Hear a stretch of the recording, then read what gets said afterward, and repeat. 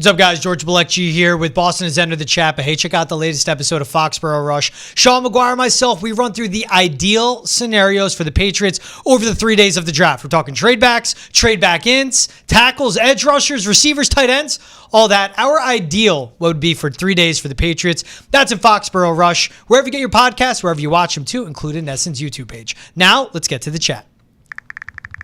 All right. It's Boston has entered the chat. George Balekji here with Kasey Hudson. We got a fun show for you guys today. The draft is just a mere couple days away, so we got Jon Ledyard stopping by, host of PFF's Rookie Review and the host of Audibles and Analytics. Knows a ton about the NFL draft prospects coming out, and love his opinion on Will Campbell, Armand Membu talking tackles, and Ashton Jeanty. So we'll bring on Jon Ledyard, and then also Athan and Matt stop by. WWE Ringside Review after Monday Night Raw. For now, let's get right to it. Let's bring in our guy, Jon Ledyard of PFF's Rookie Review, also the host of Audibles and Analytics. Jon, appreciate you coming on the show, my man. How we doing? I'm doing great. The draft is this week. I finally get to sleep again after this week, so I'm really excited. I'm excited to be here talking ball with you guys. Appreciate you, the craziest week of your year, I know, leading up to this. Appreciate you taking the time to come on the chat. What's been crazy for New England is everyone's saying, what happens at 4? What happens at 4? It feels like chalk of the players we know will be taken. Now there are the reports, the Browns and Giants fielding calls for teams to trade up to 2 or 3. Travis Hunter, Ashton Jeanty, and Abdul Carter, the players who want to trade up for. Who in your mind would make sense that they would be trading up to get to either 2 or 3 to get one of those 3 prospects? I mean, I think a lot of teams could make sense because it's those prospects play premier positions, no matter which position Hunter plays. Both are extremely valuable. And Carter's the best edge rusher in the class. We all know that is literally, after quarterback, one of the cornerstone positions in the NFL. So if you're just following the blueprint of teams that have won at the highest levels in recent years, I mean, I think that you look at Philadelphia, you look at San Francisco, you look at Kansas City, and they've had premier players on the defensive line. So a player like Carter makes sense. And then you've had game-changing wide receivers, A.J. Brown acquired. So if that's what you believe Hunter is, which it seems like a lot of teams in the top 5 believe Hunter is going to be a wide receiver in the NFL, those moves make sense, right? These are blue-chip players in a class without many blue-chip players. So you could see a lot of different types of moves that could make sense to get those guys, especially from a team like Chicago that may feel like they've had the draft resources that they need in the past, and getting a player like Carter would actually make them competitive for a division title. Obviously, they need leaps from some of their younger players, but that could be how they rationalize it. But bottom line is, if the positions are valuable and the players are valuable, Cleveland doesn't want to go anywhere, right? So they're going to try and drive up the price, and maybe somebody does something crazy. I just don't think that's going to happen, and I think at the end of the day, we'll see those top 3 teams stay in place and take the 3 of the best players in this class. How would you see a move like that impacting the Patriots? Because I caught a lot of the shows that you've put on over the past couple of days, pumping out the content for the draft. But we talk about the Patriots being a culture room and not trying to make any kind of crazy moves just to grab a player, but to make it make sense. So how would this make sense for the Patriots? Yeah, I think that for them, I mean, the hope would be, if you're New England, just putting myself in their shoes, I think the hope for them would be that something crazy happens in those first 3 pick, 2 or 3, and preferably Travis Hunter would fall to them and be the pick at number 4. And I bet they would use him both ways. And so I think they're kind of praying for a scenario like that could take place. And maybe it does. There's this conversation, I think, that's been sort of quiet, surprisingly, about Abdul Carter and the fact that this just hasn't been a very healthy player, even when he's played. And he plays very physical brand of football. And so there is this idea that, maybe these shoulder injuries that have kind of plagued him during his time at Penn State could continue in the NFL. So I think for New England, your hope is that one of those guys slips to you. And if that doesn't happen, I think they're actually in a pretty good position. I know it's not going to be the blue chip talent those 2 are. There is a little bit of a drop off, but I think you're still talking about players that fit needs really well for New England after that, with a couple of players on the board. And so I don't think they're in a bad situation. I would actually really consider trading back if I were them, maybe a couple spots if a team is willing to come out. At the end of the day, this happens before every single draft. Everybody that's in national media talks about teams are calling to see what the price is to move up. They are. That's just doing your job and doing your due diligence. I don't think it means any movement is imminent, especially in this particular draft class. It would really surprise me if we got a lot of significant movement and teams jumping way up to get inside the top 10, unless it is to be one of those first 3 picks. All right, so I like you laid it out. Hey, there are guys I like at 4, but I think they should trade back. You're the guy running the show for the Pats, John. Put the hat on. Congrats. Welcome to Foxborough. I know it's a long way from Boston, but you'll like it in Walpole. What are you doing? You're sitting there at 4, and it's gone chalk. Cam Ward, Travis Hunter, Abdul Carter. You're sitting there at 4 with a lot of needs. Yeah, to me, Armen Membo is the player that I am most interested in. I think a lot of people gravitate toward Will Campbell, and I'll kind of lay out just why I see Membo as the more valuable player and why I think the NFL, I've really thought all along that the NFL will too, and maybe we're trending a little bit that way. We'll see. But I think with Campbell, this is a real chance that from a profile perspective, this is an interior player in the NFL. Like if you just look physically, you can go look at arm lengths and sizes for players, wingspans for players. Those are all things that NFL teams really care about. Whether you think they're dumb or not, NFL teams really care about them. Everybody what's similar to him over the last 25 years basically has moved inside to mostly almost all centers, hardly any even guards. There's a couple guards over the years, Will Hernandez, Alex Kappa, almost everybody that has Will Campbell's dimensions moves from tackle in college to playing center in the NFL. We just got a couple in the past. We'll have one in this draft, Gray Zabel, who from North Dakota State, very similar sized player. Everybody's talked about him as a center all along. I'm not sure how Will Campbell has avoided this. Props to him, but he has avoided the move inside to guard or center conversation for the most part. It seems like teams really do still see him as a tackle. I just think that high in the draft, a player who's already going to have to be a physical outlier at their position, if you're going to draft him as a tackle, it's just really risky. It's more risky than more of a risk than I'm willing to make. And I think when you watch his tape, those concerns show up. It's not like this is just a concern on a piece of paper. When you watch him against Landon Jackson, when you watch him at some reps against the Texas A&M guys too, when you watch him against Cal Kennard from South Carolina, who I think is going to be like a day 3 player. These are guys who had really good reps against him, and I think Will Campbell struggles with power. Part of that is the length issue, I think. Part of that is the fact that he's probably not fast enough his hands. He sits high in his pad. So I could kind of go on and on about him. I think he's still a good player and has a chance to be a good player as an interior offensive lineman, but I think the Patriots really need a tackle. And I know they got Morgan Moses, and he plays the right side, and Membu's been a right tackle. Maybe they feel like Membu, Moses is there a year, helps transition, leadership for the group. Membu's a right tackle. The Jets did this last year, right, where they drafted Fasciano. He was a left tackle. They played him some at right tackle. Then the starting left tackle goes down with an injury, and they slide him over to left tackle, and he'll be the left tackle of the future now for the Jets. That might be the wisest path for the Patriots. It's not about getting a player that helps them win right now. It's the best path is who's the long-term piece. Membu is extremely nasty in his play demeanor, very physical player. He destroyed the Texas A&M guys. Those guys have a ton of tape. They're all talked about being high picks. He took all those guys to school. So I think the mentality in the run game, the flexibility and versatility he gives you in the run game, which is very important in today's NFL, and then the overall athleticism and what you see from him as a pass protector, while he still needs to grow there, all the tools are there for him to be a really good one. So to me, he's one of the best players in this class, and I'd really consider him probably at the top of the list. There's other guys that make sense, but he'd be at the top of the list for me with the Patriots at 4. I love sticking right there, and I agree with what you point out. I have the notes in front of me. Will Campbell, 77 3/8-inch wingspan. So the comp was when he came out sub 33. Well, Rashawn Slater's 33-inch long arms. His wingspan's 80 inches. He could stick at tackle, and you're right. Peter Skoronski comes to mind. Joe Thomas, shorter arms, but a longer wingspan. He's athletic. He could play guard. So why Armand Membu, to you, which you point out, 100% right, never played left tackle at Mizzou, where that's the bigger need for the Pats?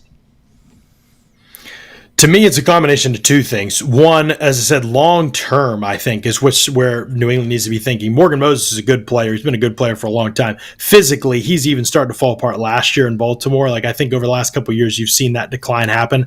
I love the signing because they just need stability. They need people who are going to help Drake Maye stay upright, period. So I love the move, but it would be really short-sighted for New England to think short-term about what they're about to do. It needs to be a pick for the long-term, for the future. So either Membu can go to left tackle and ends up being fine. We never really know who is and who isn't. That is one of the hardest things to kind of be able to make a projection on as a draft analyst, is who could switch sides, because it is like you're leading with the opposite foot, you're leading with the opposite hand in a lot of the things you do. Maybe he can make the switch, or maybe he's just your stud right tackle for years. There's really no value in today's NFL. There's no added value on the left side. Some old school analysts still kind of adhere to that, but if you look at the league, pass rush are equal on both sides. Both sides of the line get attacked. It's pressure scheme stuff in today's world. So both tackles can get attacked a ton. And I think when you look at the positions, that right tackle, even if that's your right tackle of the future with Membu and you don't see all of it right away, but long term, it's still the piece in place that you need. To me, if he's the best tackle in the class, you take him, try him on the left side, see if he has the versatility. If not, play him on the right side, whether it's this year or next year, and he's your right tackle of the future. But it's not about just 2025 for the Patriots. That will matter, and he will help with that, but it's really about long term. What can you get to as a roster? To me, he's a cornerstone type of piece that can help you do that. Sticking with the long-term conversation, kind of pivoting from the offensive line, even though they're going to play a key role in this. One of the big names floating around for the Patriots is Ashton Jeanty, and him potentially being that pickup for this team, for this roster. I'm not a fan of the pick. I can go into that a little bit more later. We all know I have my reasonings sometimes, but can you just talk about the potential fit or non-fit that he could be? Because I recalled there being some long-term conversation in terms to his skill set and the way that he runs the ball. Yeah, unbelievable tackle breaker, one of the most just balanced runners that we've seen. And then there's also really good acceleration in his cuts too. Just a very smooth mover. He's a very nuanced player. I think the details of the position are excellent for him, especially when it comes to that as a pure runner. This is a hard position, I think, to take in the top 5, in the top 10, really, if you look historically, but also I think where a lot of teams that draft in this range are at. If you're talking about the Patriots and you're being realistic, you never know. These things could be accelerated. We've seen accelerated timelines. Nobody thought Washington would be as good as they are last year. Historically, those are more the exceptions than the rule. So if we're just betting on kind of normal developmental growth, and given the fact that this roster, to be honest, is probably, at least has been, I think, over the past couple of years, and I think is moving in the right direction for sure. I think they had a good free agency, good offseason, but I think it's one of the more talent-depleted rosters in the league in terms of players who are actually difference makers. It's hard to envision them making that jump right away to being like a playoff run team. So again, long-term, what do you want? Well, you want players who are going to be able to be at their best a couple years from now, probably with May. Perhaps that is Jeanty. Running back is a young man's position. He has had a massive workload in college, and I think that his best years are probably going to be early in his career. Most of these guys, if you watch the running back position, almost all these guys are a totally different player. The wheels have fallen off before they're even getting to 30. That's just the realities of the position. So your best years may not matter that much in terms of winning and losing for the New England Patriots. And so that would be hard to take with a value pick like this. Running back, Barkley's a great example. Everybody's like, well, the Eagles just got Barkley and they won the Super Bowl. Like, obviously this position has to be of such importance. I actually would say Barkley's the perfect example. You look at the Giants, a team that wasn't ready to win. He had some good years there even, dealt with some injuries, but had some good years there. It just didn't move the needle between wins and losses for them. He goes to one of the best rosters, best teams, best organizations in the NFL. Boom, he blossoms. He's able to be at his absolute best because running back is a really scheme and offensive line reliant position. Doesn't mean it doesn't matter. Doesn't mean these players aren't good, but that position just matters. The context of the situation matters so much. New England's going to get there, but I think it would be kind of the cart before the horse type of situation where they're not ready to maximize a player like this. And once you get through the running back's rookie deal, the value starts to drop. Also, Jeanty, if you take him at 4, is going to be like the 6th highest paid running back in the NFL. That's tough. You don't want to be, if you take another player, a pass rush or something like that, they're not anywhere in the top 10, 15, 20 highest paid at their position. But it's just the realities of the position is that the salary slot doesn't make as much sense to use on that position either. And then the last part is just that running backs in the pass game, that's what sets them apart. How dynamic are you in the pass game? That is receptions, routes, and pass protection. Jeanty's really just a mixed bag in that regard. So there is still a long way for him to go. I think he can get there where he's a good positive contributor, but maybe that's more like Josh Jacobs level contributions in the pass game than Saquon Barkley, who's absolutely special in that capacity of the game. John, you're talking my language, man. I mean, you're talking rookie slot salary, what makes sense at the position. Premier positions are premier positions for a reason. And the best thing is the Patriots have a QB on a rookie scale contract, cost control. They could get an edge rusher, they could go tackle, they could go receiver.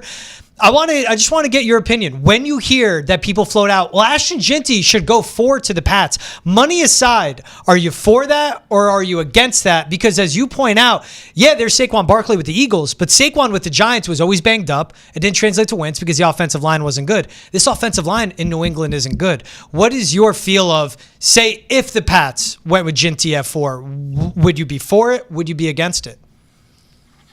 Pretty strongly against it. I think it would probably be one of the worst things they could do amongst the realistic options. Just Just because it has it has to do with just the realities of the position. Like, again, this would be a pick that wouldn't be able to be maximized. Yeah. They can't afford that. The next player that they draft has to be a difference maker for this franchise. Jeanty would be awesome from a culture perspective. He would do his job, I think, really well. But because he's so reliant on others just by the nature of his position, you wouldn't be in a position to even maximize a player. Saquon Barkley should have been franchise altering for the Giants, but he wasn't in position to be able to do that. Leonard Fournette, was a worse player than these guys, and so it's not as good of a comparison because he might not have succeeded to the max anyway, but he's another one, I think, that wasn't able to move the needle to the degree just in the NFL for more reasons than these other guys. But I would just be afraid of that. Plus, Membu's a really good player. I mean, if you need to take a wide receiver here, who cares? The draft, so the class at the top isn't that great. Okay, you can cry about it, or you can just take somebody and maximize the player. And Tetero McMillan and some of these other guys, like, I wouldn't be mad if they took Emeka Egbuka here. And I know it's high for him in a vacuum. Nobody has him this high. I understand that. I really love the player. He'll be top 15 for me probably. But guess what? If you can't move back and you're the Patriots, nobody wants to come up, and that's the rap right now in the draft is nobody wants to come up, and you can't move back, all you're doing is who's the best player culturally, who can help us win, who plays a position of value, who can help us get to where we need to go as a franchise, who helps our quarterback the most. To me, I mean, a player like that, just with his skill set, I mean, obviously you'd love to move down and get him, and maybe that'll be a possibility, but teams need to be less concerned, I think, a little bit with, we're at 4, and this player isn't a traditional 4th pick in the draft, but he's a really good player, and he helps us at a valuable position, and his salary slot will matter a ton for today's NFL, and he helps our young quarterback a ton. I think Jeanty helps in terms of being able to run the football, but that you can run the ball with a ton of different guys, even in this draft. Who helps when Drake Maye actually drops back the most? Who protects him? Who catches the ball the most? Who gets open the most? Those are the things I think that are going to be of most value, and that's where their draft philosophy needs to be centered, in my opinion. Okay, I love that foundation of how they have to approach it. All right, the last on looking top 3 then. Would it make sense for the Patriots at all, who have 2 third-round picks, call up the Giants, call up the Browns? Hey, we'll move up 2 spots. We'll give you pick 69, so you have 2 thirds. So that way they can get a Travis Hunter, wide receiver or corner, or an Abdul Carter, 2 guys that play premier positions. That's a tricky one. Typically, I'm not in the business of giving up assets when you're a team that needs to rebuild. And the Patriots do need to, whatever term people like to use. So some people hate the term rebuild, but that's what they're doing, right? They're building talent in this roster, and they need volume to be able to do that. You need more bites at the apple is almost always the philosophy when you're doing things like that. So I would be much more a fan of them trading back. It is in this class worth noting, as I said, that those players I think are a tier above kind of the rest. So I would be interested in having the conversation. I think, what do you have to give up? Is this price as much as it would be in a normal draft? Is it maybe a little bit less? I wouldn't want to make it a habit. Perhaps they feel that there's a player, and with Carter's injury history, I probably would be I'm not a doctor, so I don't know everything about his situation, but it would make me a little risk averse, I think, to that. So it would need to be for Hunter, who I think is top on their board anyway. And I think I would entertain it. It would be really tempting to me. I think he is that big of a difference maker that I would probably try to do it if the price tag was right. I don't think, like I said, that the Browns are going to do that. I think they're going to stay. I think they're going to take Hunter. But if the opportunity was there and you have to jump 2 spots and you feel like you still have the resources and the picks to be able to address some of the things you need, because like I said, even though it does matter and you don't want to give up a bunch of picks, you are thinking long term about this thing. And so perhaps there's other things you can do to get picks back too. So the context would matter, but I think for Hunter, I would try to do it. Love it. You mentioned trade back a few times, so it would be an attractive movement here in order for the Patriots to trade back and kind of see who they can offer more value to. There's a lot of conversation around the Raiders needing their running back, Pete Carroll needing his guy, and Jeanty probably fitting that mold more than most. So what would be an attractive appeal for the Patriots to trade back? Yeah, you said it with the Raiders, I think. That's the ideal one, because if you can move back 2 spots, you probably still get Membu, assuming the Raiders would be coming up. You probably still get Armand Membu, who I would take it for probably anyway. You also add picks to the coffer. Jacksonville, because they re-signed Walker Little to a big contract, and they just drafted Anton Harrison a couple years ago at right tackle. They probably are not going tackle. All the reporting out there, you feel comfortable about that. So, you move around too much, maybe you don't feel quite as comfortable, but I think that would be one where I'd look seriously at moving back. The Jets feel like another team that's kind of maybe settled at tackle. You never know with them. They've spent so many offensive line picks in recent years that they may be a team that is trying to go in a different direction this year finally without Joe Douglas there. All he did was draft offensive linemen. And so I think that this might be an opportunity to move back maybe another spot or two and still be able to get the offensive line and add picks. That would be really high-end draft maneuvering if the opportunity's there. Everybody wants to move back. I mean, you can read Schefter's report. You can talk to anybody in the league. Everybody, almost every team wants to move back except for those top three. And so is the opportunity going to present itself? I don't know. But, man, if they could move back and, the Raiders come up, take Jeanty, the Jaguars go Tetro and McMillan, and then you've got an opportunity to get the top tackle in the draft and you added resources, I think that'd be really savvy drafting. Yeah, what I would like, and I like that you lay that out, stay top 8. Carolina needs defensive linemen. It could be Mason Graham. It could be Jalen Walker. Maybe Jacksonville goes that path. Okay, you stay at 8. I feel like at 8, they would have to pick Will Campbell, Armand Membu, maybe Tet McMillan, who you brought up. And then you gain assets, maybe trade back into the first, Josh Simmons, Athan Hristodulu, however it may go. Talking about the receivers, and you brought up a Tet McMillan. There's Tet McMillan. There's Matthew Golden. You love Emeka Egbuka. So I think in a way you were saying you look at Egbuka maybe higher than Tet. Correct me if I'm wrong. How do you look at these wide receivers when it goes from the top of the draft, those 3 guys, and then the ones that could be around pick 38 for the Pats? Jalen Knoll, Jaden Higgins, Trey Harris, Luther Burden's out there too. Yeah. I do like Egbuka a little bit more. Now, it's really important to note with the top 3 guys, I have Egbuka, Tetro McMillan, and Matthew Golden all in the same tier at the top for me, behind Hunter. Hunter's in a tier by himself, and then those 3 in the next tier. I really think when you look at Egbuka, he's more of a player who I think is just going to translate really fast to the league. The NFL is, I'll try not to get into too much in the weeds for people. The NFL is playing from a lot of condensed formations these days. And a lot of college receivers are just playing like outside the numbers a ton, or they're not playing in condensed looks. They're playing from true spread. The NFL is going 11 or 12 personnel maybe even, but they're playing that from condensed formations.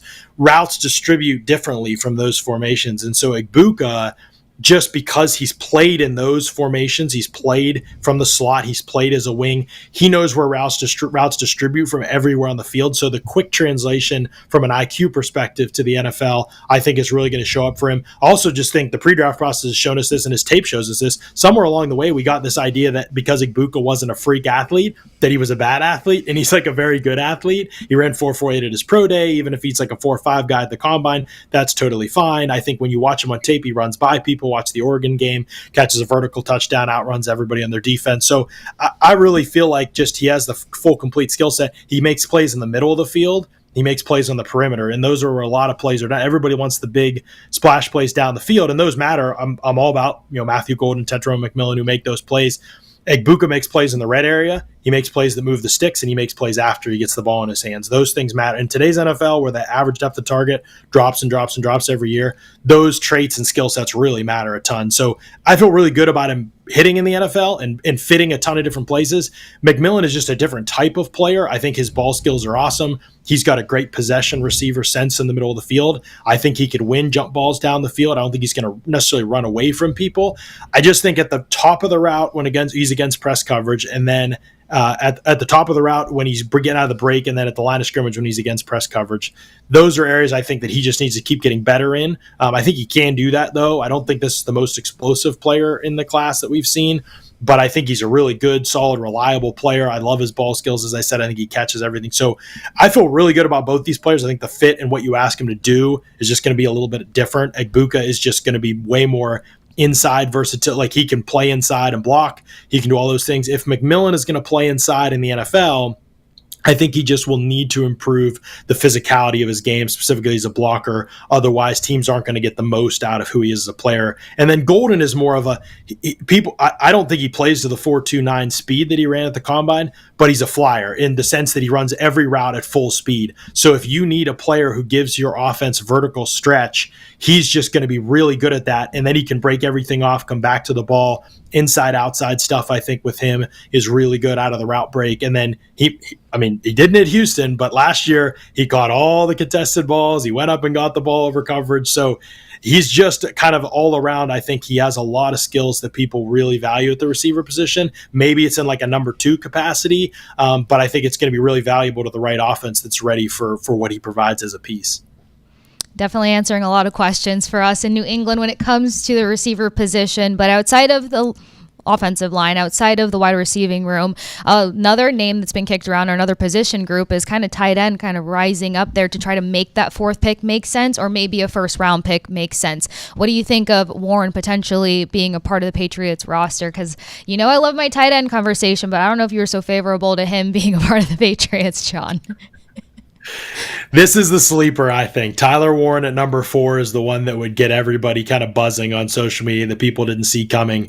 I just think it could be a possibility. I'm not saying it's even likely. Like I said, I don't think he'll be there in my final mock or anything like that. But I just think there's possibility. I think the league really likes him as a player. He's kind of physical, tough, great culture guy. The Penn State people rave about him, premier program. And so I think there's a lot of trust there for sure. And then I think there's the idea that this could be a really fun piece for us. We could be really creative with him, and it could be a good piece for us, and that he's one of the better weapons in the draft, that maybe they don't see the wide receiver class that way, or they don't think there is a lot of great weapons. So I think that might be what leads to the number 4 conversations. There's also this, is he kind of Gronk-like, which I think is a little bit funny, but I do think the ball skills could be the Gronk-like thing. I think with Warren, the hard part is that this is perennially the toughest position, other than quarterback, to project to the NFL. We have had first-round tight ends galore come and go and not succeed in the NFL the way that they're supposed to. Now, props to Brock Bowers, who's breaking that trend from last year, but Bowers was a great athlete for this position, and Tyler Warren doesn't really look like a great athlete on tape. It really didn't play that much before this season. It wasn't like this was a freak they couldn't wait to get on the field, and I think really got by with a lot of toughness, a lot of physicality, and the usage in Penn State's offense. Now he catches everything. I think he's got real ball skills down the field. He can go up and make contested grabs, but he's not a player who ran real routes at Penn State a lot of the time, and so I think that part is a projection to the NFL. He didn't play a true inline role where his routes distribute from an inline alignment a lot of the time at Penn State. So I think that's a little bit of a projection. He doesn't block inline like the NFL will ask him to do for sure in their system. He doesn't do that to the degree, the volume, or as well as some of the other guys in this class. So I think the player is fun. Penn State got the ball in his hands all kinds of ways, and he was the main focus of their offense. Get this guy the ball and let him do things with the ball in his hands. The NFL just doesn't really do that with the tight end position. Bowers could be the exception to that, perhaps, but literally only the best guys ever have ever gotten that kind of opportunity. I just don't know if Warren's dynamic enough as an athlete to warrant those kind of touches in the NFL. So I worry a little bit about how he's going to project to the league, but I think he's a really good player. At 4, that's a little bit too risky for me. Yeah, a little too rich at that spot. But I love that bring up the Brock Bowers. The usage is different too, but Tyler Warren can have that impact on every down like Brock Bowers can be. He's Jon Ledyard. Catch him hosting PFF's Rookie Review and Audibles and Analytics. Jon, I love all the breakdowns. I love you going in the weeds. Love all your draft coverage. Have fun Thursday, Friday, and Saturday. Appreciate you taking the time to come on the chat, man. See you, Jon. Absolutely, y'all. Thanks so much for having me. I really, really appreciate it. The NFL Draft is this Thursday, so tune into Foxborough Rush on the Clock, a special live 2-hour NFL Draft special during the first round on Thursday night, kicking off at 8 p.m. on NESN Nation and on NESN's YouTube, hosted by myself, Travis Thomas, Kasey Hudson, and plenty of guests from PFF, ESPN, NBC. Again, that's Foxborough Rush on the Clock live 2-hour NFL Draft special starting on NESN Nation and will be on NESN following the conclusion of the Woo Sox game, but entire thing live streaming on NESN's YouTube page as well, breaking down the 4th overall pick, every pick before and after that, and what the Pats should do in this draft. Again, Foxborough Rush on the Clock live 2-hour NFL Draft special. All right, Case, let's get into what's trending. Nothing bigger right now for the Celtics, the NBA. Jayson Tatum downgraded to doubtful for Game 2 against the Orlando Magic. It is being listed by the Celtics, right distal radius bone bruise. So he's dealing with a sore wrist, went down with a hard collision with KCP in Game 1. At first, Joe Mazzulla was saying, it's just some swelling, but he's okay. He'll be day-to-day. Now doubtful for Game 2. Look, sore wrist, scale of 1 to 10, I was like a 1 on concern. Sore wrist, fine. Everyone gets banged up. Right. Bone bruise for a shooter and a guy that defends, plays hard against the rim, finishes well against the rim. I am a 6.5 comfortably. Maybe I'll go 7 as I talk about it more. Say. Bone bruise doesn't sound good, and that's one of those things that's worse than it sounds. Of course, because that's just him obviously trying to polish the initial sound of it. Yeah. And then, like you said, considering what he needs his wrist for and like the forceability that he's going to have to deal with consistently, your key player and honestly, in my opinion, your momentum guy in playoffs. I mean, we've seen the Celtics performance kind of drop off if Tatum's not in the mix or whenever they have these last minute moments where he's down with injury. It takes him a minute to have these adjustments. Hopefully that's not the case now, but yeah, it's definitely concerning because a bruise, it gets inflated. He's going to feel that heavier, or it's one of those things where his time is going to have to be managed in order for him to be effective while pushing through something like that. This is the guy that defends 1 through 5, can take on the opponent's best player, initiates the entire offense. His shooting has been not as good as it typically is, but again, does everything, both ends of the floor. So for him to have a bone bruise on his wrist, like that's something you can't really hide. We'll see how it affects him. The Celtics are always very particular with their injury reports. Like they go very in depth. Like we know that Jaylen Brown's dealing with inflation behind his knee and he got the shot. So they give a lot of detail. The doubtful raises the red flag. To me, the bone bruise is a more serious thing. And to your point, though, this is something you manage and make sure he's ready for the long haul. You don't want to rush him back, put him in contact, and it becomes something far worse because it is about the fact that this team, this is their window still right now to get a ring. All right, also trending, the Academy Awards implementing a new rule. Members must watch all nominated films in each category to be eligible to vote in the final round for the Oscars. Used to be you just had to watch the movies in the category you're voting in. Now you have to watch every single one. You're going to watch movies and take notes. I'm not like, it's a lot of hours. But you're just going to be watching movies like, oh, good grief. Yeah. I think this is a perfect timing for this to come out. Do you think I like watching Devin Neal's tape against Iowa State at Arrowhead Stadium playing for Kansas, but do I really want to be doing that my Saturday afternoon when it's beautiful out? No, but I do it because it's part of the job and I do like doing it. Well, I have no sympathy for the Academy. No sympathy. For starters, it was a little alarming to be like, now you have to watch everything and have a vote on it, because we know that this has always been a sensitive topic to where people come out and they're like, you missed the artistry of this film and how'd you miss that? Well, we get how they missed it. They probably didn't even watch it. Yeah. Get your snacks right. You know, you don't have to do it all year long. You put the time aside, that certain point of the year, you watch all the films, you eat all the food, and you make a good consensus of like what should go out there. So it's just bettering the system, I would think. Maybe we'll have like less people that go on to Twitter and everything else. That's what I wonder. I guess everything's digital now. They can see if they watch every movie. And what if you don't watch every movie? You get your vote taken away? Then do they run out of votes? That would be good. I mean, but that's what should happen. Or if they did a point system, like if you don't watch every movie, you lose points on like your voting. Yeah. Yeah. And then like if you don't have enough points, then your vote is only so impactful. Yeah, I completely agree with that. I actually like that a lot. That'd be so much work. Maybe they do like a case of like threatening them, like a Jamarcus Russell test. When he was drafted by the Raiders and he stunk, they gave him a blank CD. Like, Jamarcus, how was the film? He's like, oh, it was great. I loved the red zone scenarios with the blitzes. That would be fantastic. In reality, they knew like, hey, that was a blank CD we gave you, so you're just straight line. You didn't do anything. Do that, test it with the Academy. What did you think of All's Quiet on the Western Front for best sound score? And they go, man, really love that ending scene with PETA and all of that. And then they're like, that wasn't on there. Yeah. Give us your vote. They should do that, actually, and then take away their vote for the following year. It is insane, though. Like, so you didn't have to watch every movie? It's like I get watching the category, but... Yeah, it doesn't make sense to me. Maybe we just take our film study very serious. I think that's what it should be, right? If that's what you do, if you're part of the Academy, then you should be watching all the films. You have one job. Want to hear about all Boston sports and more on the Academy? Check out Nesson's Daily Sports Podcast. Boston has entered the chat. You can enter the conversation by tweeting at us using the hashtag NessonChat or email the chat at Nesson.com. That's Boston has entered the chat. Available on YouTube, Spotify, Apple, Amazon, and wherever else podcasts are found. Now time for a ringside review. Matt and Athan breaking down the latest on Monday Night Raw. Check it out. Welcome into another edition of Ringside Review. I am Athan Hristodulu, joined alongside by Matt Colpitts, and today diving into the Raw after WrestleMania as Triple H has gone on and rewrote some of the wrongs and made them right coming out of what was a bit of a disastrous end for WrestleMania 41. Matt, we're going to dive into it all. We're going to break it all down, and we got to kick things off with, of course, John Cena and Randy Orton. We got the confirmation, courtesy of an RKO out of nowhere.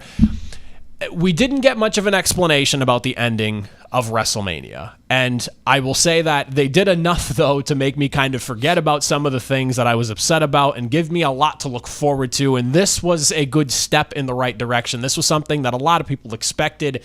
Backlash is in St. Louis. It's Randy Orton's hometown. He is the literal poster boy for the match.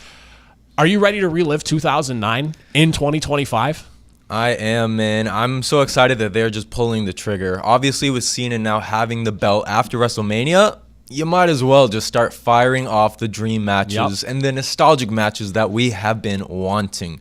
Everybody was kind of anticipating that maybe Randy's going to be saved until the very end. Since, Edge is gone in a different company, you look at kind of Cena's greatest rivals that are still active, and Randy Orton is probably top 3, maybe top 2, maybe even top 1 on many people's lists in terms of still active old foes for John Cena.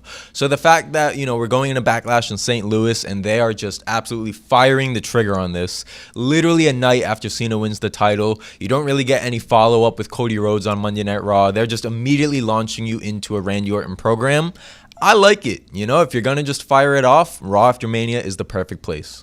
Yeah, I almost feel like this is kind of taking the path of least resistance. You're not sitting there trying to explain yourself away. You're just moving on and you're diving right into it. And it was as perfect of a setup. And we're getting... And if you had told me that something like this was going to be coming in 2009, I would have never believed you. But a face Randy Orton going up against a heel John Cena. And I will say, I'm not a blind, nostalgic wrestling fan.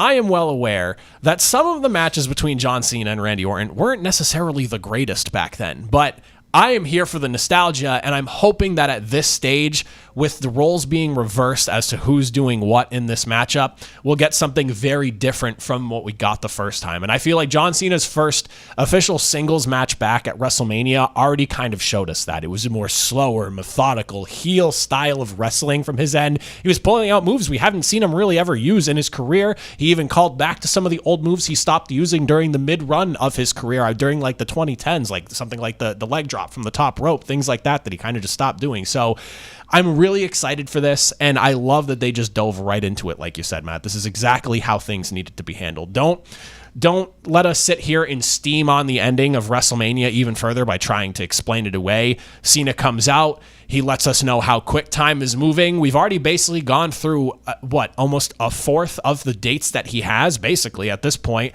We're at 27 remaining dates, not matches, dates. He made sure to explain that to us all. Are you worried that this is going to go by too quickly? I didn't realize we were already almost 10 dates into the 36 he gave us. Yes, and honestly, this is kind of my whole gripe with it, because at the end of the day, I grew up a Cena fan. You guys know, or at least I've tried to explain how much, kind of just Cena's character in WWE means to me. And I do have a problem with this. I feel like the whole heel character and the thing that he's been doing is just an excuse for kind of lazy writing. That's how I felt about that main event at Mania. That's how I feel about only having 27 dates left. It feels like, yes, his character is he's going to ruin wrestling. But in a way, I don't know, I kind of see through it, and I'm like, I don't know, it almost feels like a scapegoat to just make things easy. So yeah, I definitely do worry that it's going to go quick. I'm hoping that kind of it's a redemption arc story, and I would be surprised if he retires a heel. I really am hoping, as a Cena fan, that he kind of has some epiphany or storyline where maybe he overcomes The Rock, or I don't know if it's like an apology to Cody or teaming with Cody, whatever it is, almost like how Roman and Cody ended up teaming in the long run. I'm hoping that happens, but with only 27 dates, it's going to go by quick, man. It feels like week by week we're making these episodes so fast. So, yeah, I do agree that I think it's going to go by quick. Yeah, I mean, and it's one of those things where I guess just, take it in, enjoy it as much as you can as it's happening. But when he sat there counting down, that's one of those things, like countdowns like that in my face. It's like anxiety kind of thing. And to see him count down from 36 and he got all the way to 27, I was like, there's no way we're already that close. That's like, we're already approaching half of his dates remaining now. So relish in it. We're going to have to enjoy it. And we got Randy Orton versus John Cena to kick off the championship run. But it wasn't the only big thing that happened last night. Not too long afterwards, we got a rematch of the tag team championship in the women's division. Becky heel ultimately turning on Lyra Valkyria in what is now going to be essentially a I guess a mentor versus mentee kind of situation here, but it could potentially lead to something bigger, and we'll get into that a little bit later here. But what were your thoughts on this? Because you told me you did have some gripes with the setup here, but the ending of it you were, I guess, okay with? Yes. So in general, I don't want to sound so negative on this episode, but I do feel like, and again, an scapegoat for WWE and Raw After Mania is that you just recycle the same match that happened literally hours before. So going into this night, when I saw that this match was happening, I wasn't a fan. I was really good to see Becky and Lyra versus Liv and Raquel again for the title. And then the titles change hands. I was just like, okay, so you give Becky your big moment at Mania, but long-term plans, that wasn't in it. What's the whole deal with Bayley? Like, there's just a lot of unanswered questions in this kind of storyline here. But what saved it definitely was the Becky heel turn. I was like, you know what? At least there's some direction. This isn't just going to be a last hurrah for a Becky Lynch random run where she's going to become like a Becky Hogan. Like, I like that there at least seems to be some storylines, and you know, a lot of people are theorizing what could happen. Maybe Becky gets led into a group or goes on this monster title run. Who knows? So I do think the heel turn kind of made sense. Maybe, you know, we're finally getting some actual story development here. But in terms of the match itself, yeah, I'm usually never a fan of just, like I said, the recycled match we just saw literally 24 or 48 hours prior on the Raw After Mania. That's fair. I'm with you on that. Getting the match so quickly is a little bit jarring. But again, they clearly have some sort of plan in mind. And actually, as you were talking that out, the thought just came to my mind. And I feel like there's so many ideas people are running with as far as what Becky Lynch could possibly be doing. I almost forgot that Bayley was attacked backstage. Was it Becky? Was Becky shoehorning herself into this situation? Is she going on some run and like her and Bayley have a history together as friends, now enemies, of course. And of course, she had history as a mentor to Lyra Valkyria. Is this something where Becky's just coming for everyone here in like one big final run? Because she's kind of alluded to the fact that, you know, maybe she is a little bit closer to the end of her career than the start of it. So there's so many angles they can take it. And there's a big one we'll get to a little bit later. So make sure you're sticking around. But there's one return I want to ask you about because, and I've talked about this a few times here and there on the show, I am a WWE guy. I don't consider myself a diehard wrestling fan, but I am a big WWE fan. I don't watch too much of what's going on outside the Fed.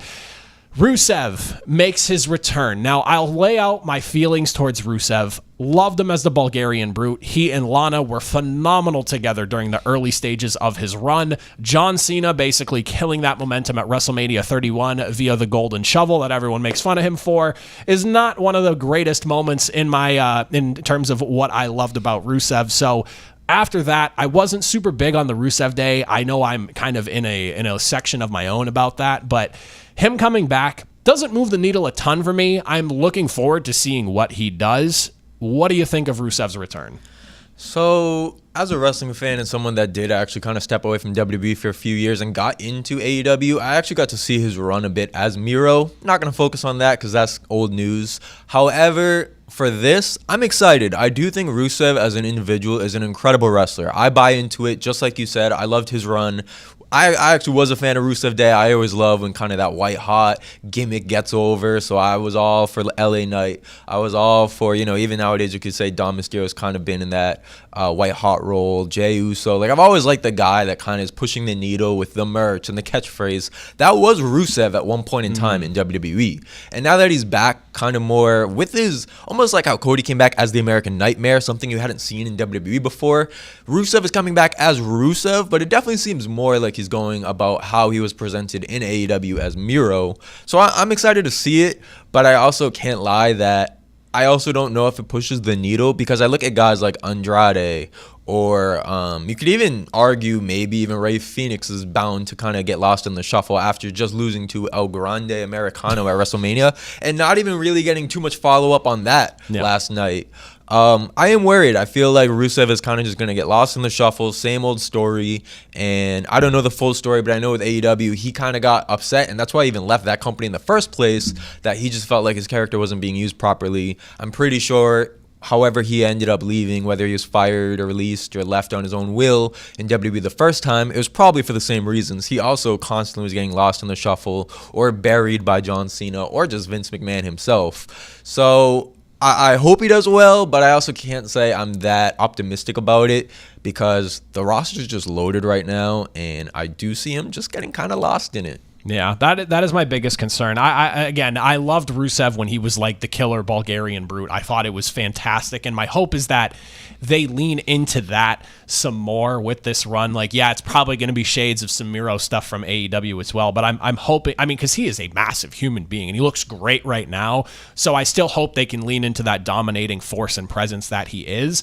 But to your point, the roster's loaded. If he doesn't return last night, it does not really change anything in my eyes. Like, it's still a great show. It was a nice spot return for him, but this is one of those things where I'm cautiously optimistic. I'm just hoping that they utilize him well, because I don't really know what his role is.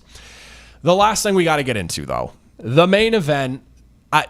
This was something that I don't think a soul saw coming here, and I was actually in my mind thinking, interestingly enough, nothing from Bron Breakker. We saw an IC championship match, and Bron Breakker wasn't even involved.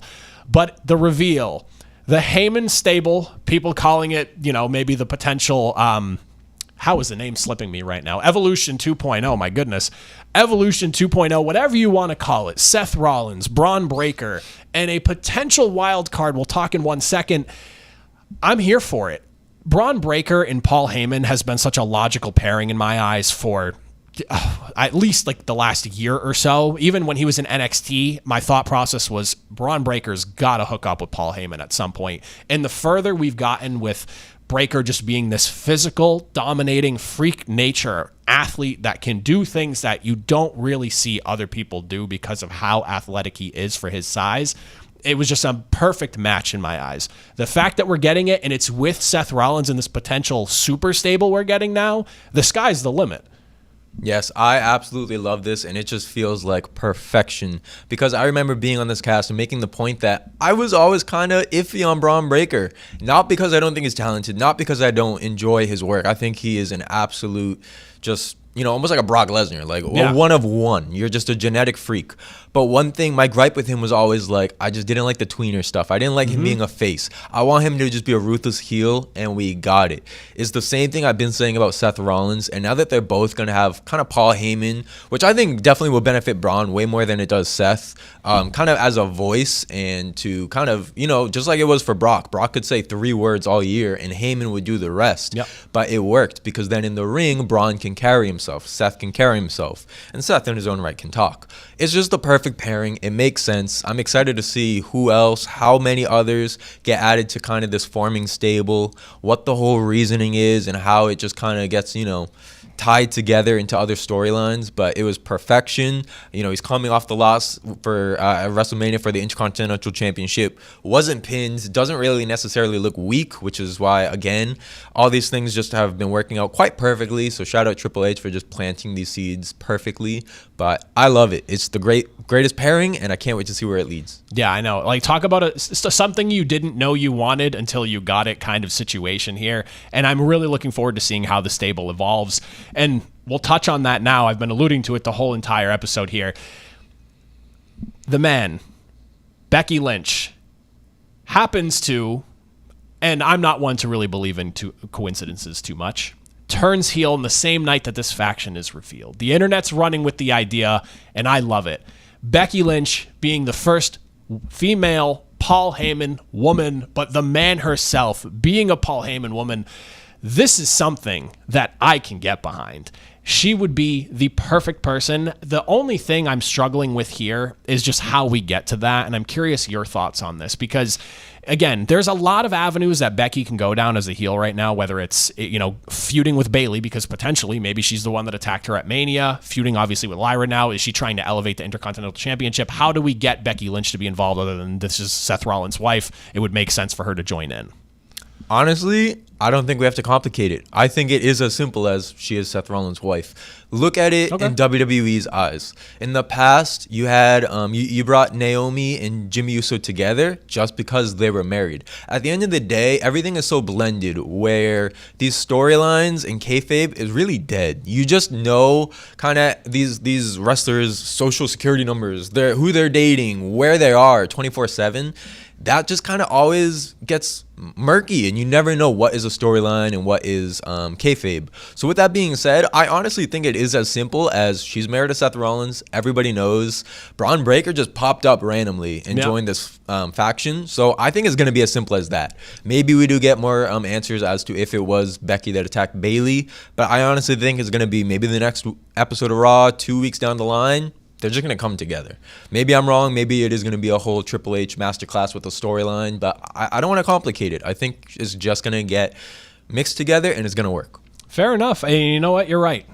Don't complicate it. Just make it what it is. And we've seen it before. That's an excellent point on your end there. So I guess we'll have to tune into Raw next week. Triple H doing a good job making me get over some of the feelings I had coming out of the end of WrestleMania 41.